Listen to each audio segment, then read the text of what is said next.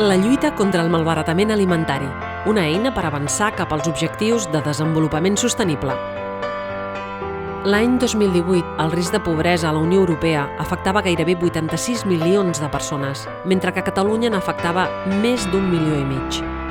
Al món hi ha una població global de 7.633 milions d'habitants, un 26,4% dels quals viu en una inseguretat alimentària moderada i un 9,2%, que són 704 milions de persones, viuen en una inseguretat alimentària greu.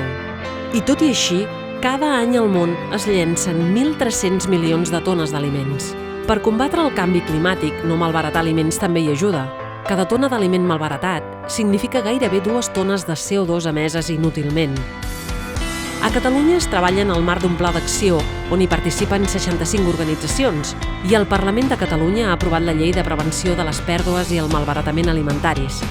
El 2019, els bancs dels aliments de Catalunya van recuperar 11.490 tones d'aliments i van poder atendre més de 194.000 persones.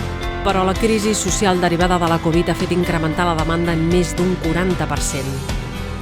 I tu, què fas per lluitar contra el malbaratament? Vine a la jornada i parlem-ne.